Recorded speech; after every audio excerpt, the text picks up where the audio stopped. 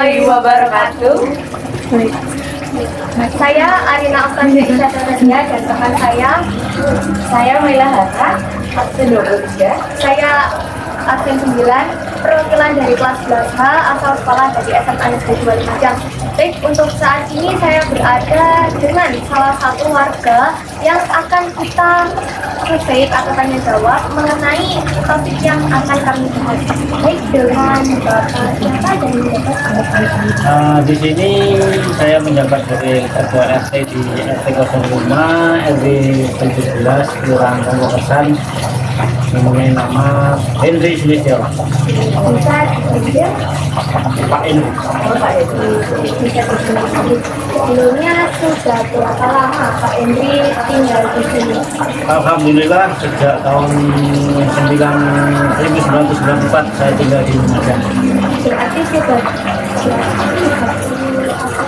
Ya, Ini kurang sudah lebih 3 tahun. Ini berarti sudah lama sekali ya Pak. Jadi dari Bapak, dari sebelum Bapak menjabat sebagai ketua RT di sini, itu apakah pernah ada tindakan kriminal yang terjadi? Kemudian itu bagaimana kronologinya Bapak? Selama ini saya menjabat di lingkungan RT 005 ini ya pernah terjadi, tidak terlalu banyak.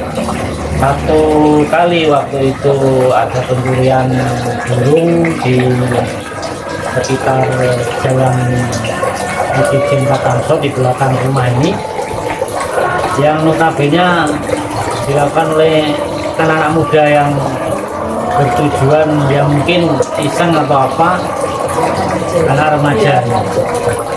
Terus tidak lanjutnya ya alhamdulillah kita amankan, kita cari solusi kekeluargaan karena masih di bawah umur. Berarti untuk motif dari pelaku itu sendiri kemungkinan atau emang sudah biasa? Untuk motifnya saya kira karena ekonomi, ya mungkin karena kurang apa yang mendapat perhatian dari orang tua. Di samping itu untuk kebutuhan keinginan dia untuk membeli sesuatu, akhirnya dengan jalan seperti itu. Jadi memang mencari jalan kita begitu Betul. berarti itu untuk tindak lanjutnya kan secara kekeluargaan tidak dibawa ke orang. Ya karena masih di lingkungan RT sendiri, pelakunya pun juga warga saya sendiri, akhirnya kita ambil jalan tengah, orang tua kita panggil, kita diskusi, kita selesaikan secara kekeluargaan gitu. Terus kemungkinan terjadi pencurian seperti itu apakah kemungkinan bisa lagi karena kan pelakunya masih di bawah umur ya? Alhamdulillah semenjak kejadian itu tidak ada lagi kejadian-kejadian berikutnya. Alhamdulillah anak tersebut juga sudah sadar diri untuk melakukan suatu tindakan seperti itu, berlawanan dengan atau bersinggungan dengan hukum kan begitu. Jadi selain yang pencurian burung tadi itu, apakah ada Pak tindakan kriminal yang lebih parah lagi dari itu dan menyebabkan dampak yang lumayan besar bagi warga sekitar? Saya kira untuk ada juga ada pernah sekali juga pencurian sepeda motor. Iya, pencurian sepeda motor karena mungkin ada kesempatan dari pelaku. Kalau melihat waktunya sih waktu-waktu rawan, jam kritis istilahnya, jam maghrib itu kan waktu sholat, ditinggal sebentar terus ya mungkin ada kesempatan si pencuri itu terus langsung digasak. Ya sudah, akhirnya ketahuannya setelah melaksanakan sholat sudah hilang. Berarti itu lokasinya berada di rumah atau bisa diketahui lokasi? Di pinggir jalan, kebetulan di belakang ini kan jalan raya lewat orang-orang sipil, orang-orang banyak, memang rame ya. Waktu itu mungkin keadaan sepi, lingkungan kita orang-orang pada ibadah ke musola, menggunakan kesempatan itu terus akhirnya cepat sekali, nggak ada waktu 1 menit pun langsung digasak. Jadi memang faktor penyebabnya itu jadi memang di waktu-waktu berpipis juga ada kesempatan jadi waktu bisa Iya, betul. jadi seperti itu. Terus untuk tindak lanjutnya dari kejadian itu bagaimana? Kita lebih waspada lagi, meningkatkan siskamling di lingkungan, ya termasuk menjadi perhatian jam-jam rawan seperti itu. Semenjak itu kita bergiliran terus waktu rawan, waktu maghrib, terus subuh itu yang kita perhatikan. Semenjak itu ya alhamdulillah tidak ada lagi. Jadi alhamdulillahnya sudah ada tindak lanjut dari warga sendiri dan sudah ada sistemnya ya Pak ya. Ya betul. Saya ucapkan terima kasih untuk Bapak Edi mewakili dari teman-teman. Terima kasih sudah meluangkan waktunya untuk kami wawancara di Saya mengucapkan banyak terima kasih kepada teman-teman yang sudah menonton. Semoga apa yang sudah disampaikan oleh Bapak Edi bisa dijadikan sebagai pelajaran untuk kita semua. Baik, sekian dari saya Arina Octavia Isyaturadia dan rekan saya Maila Hana. Saya perwakilan dari kelas 11 SMA Negeri 2 Lumajang, pamit undur diri. Wassalamualaikum warahmatullahi wabarakatuh. Warahmatullahi wabarakatuh. Sebelumnya perkenalkan nama saya Maulana Isabdi Kurniawan, absen 25 dari kelas 11. Dan saya Maila Hana, absen 23. Jadi kali ini kita akan wawancara mengenai masalah sosial yang ada di RW 17 Kelurahan Bapak Besar bersama dengan Pak RW 1W. Pak Satu. Baik, sebelumnya di sini Bapak ini sudah berapa lama menjabat sebagai Kurang lebih 2 periode. 2 periode? Berarti sudah 7 tahun.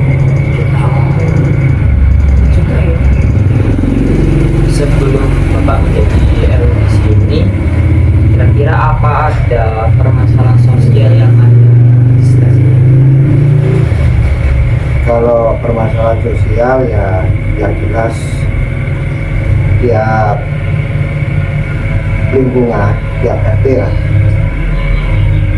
Ya baik masalah keluarga itu ya pasti ada, tapi sifatnya terlalu sosial ya biasa. Terus masalah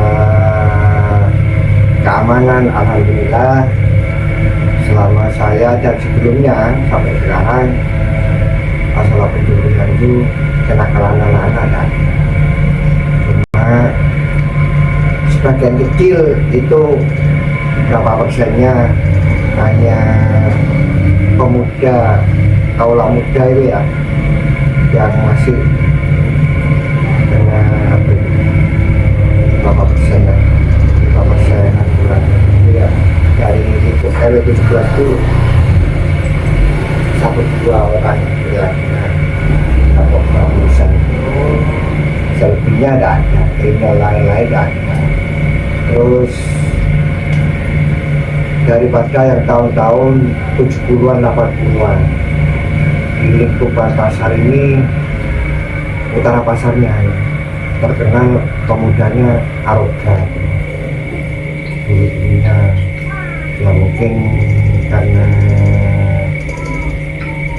kurang perhatian orang tua, karena mayoritas orang tua di pasar ini yang berdomisili di RW 17 ini mayoritas pada uper sama anak. Uper maksudnya gimana? Kurang perhatian. Oh. Maksudnya bukan kurang perhatian, tidak ditinggalkan, enggak, bukan gitu, tapi kurang pendekatan. Kurang kasih sayang. Karena ditinggal mulai pagi sampai sore itu di pasar. Jadi anak itu. Nah, alhamdulillah sekarang semenjak ada banyak penduduk, banyak orang luar, terutama permain jangan, akhirnya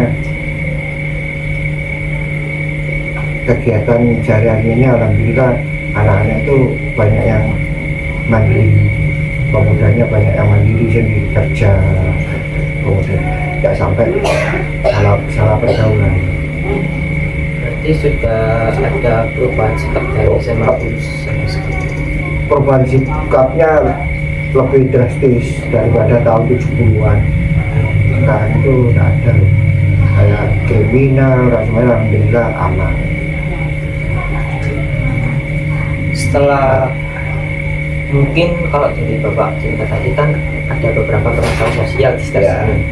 Kalau setelah kejadian itu kira-kira bagaimana respon warga sekitar Pak? Dan juga apakah warga menjadi lebih waspada atau justru merasa takut karena adanya tindakan kriminal? Kalau itu pertama, alhamdulillah semenjak tahun 80 ke atas sampai sekarang ini, alhamdulillah kegiatan keagamaan itu lebih aktif, terutama rutinan pengajian ibu, bapak, dan sebagainya itu aktif. Kurang lebih hari Selasa, Rabu, Kamis itu hampir diisi oleh kegiatan keagamaan. Jadi, dan kalaupun ada kegiatan yang terlalu menonjol, yang bersifatnya kriminal, yang berbau hukum, kita koordinasinya dengan Babinsa, Babinkas, atau pihak lurah, itu koordinasinya ke sana. Itu lebih contohnya ke sana. Nanti kalau memang terlalu serius, yang tidak bisa kita tangani bersama di lingkungan, itu sifatnya kita langsung komunikasi dengan pihak yang berwenang. Oh iya, jadi langsung ditangani. Ya, tapi alhamdulillah sampai sekarang tidak sampai ke sana. Ya, Jadi sejauh ini masih ada yang belum sampai ke program itu. ya. Jadi kalau dari yang saya dengar tadi dari Bapak sendiri dan warga sudah ada pencegahan lah karena Ya. baik mungkin ini saja ya Pak yang saya tanyakan karena sejauh ini permasalahan sosial yang ada di RW ini dan sekitar masih tergolong kondisi yang kondusif, jadi tidak terlalu berat. Jadi yang bandingan yang paling parah seperti yang narkoba itu. Ya, sampai sekarang ini kita cara mengatasi narkoba itu ya alhamdulillah ya minim sekali sih, ada cuma sebagian. Tapi alhamdulillah sampai sekarang karena sudah kemajuan atau lewat media sosial, komunikasi atau pendidikannya sudah rata-rata di atas SMA. Kalau dulunya SD sudah tidak teruskan, kebanyakan mondok semua. Dari orang itu mayoritas awalnya ini cuma RT 1, 2, 3, 4, 5 itu yang baru. Itunya Pak RT, ND itu baru, blok di sana baru. Itu kampung baru. Yang ini lamanya sampai KSD ini lama. Orang Madura semua, orang pendatang semua dari Surabaya.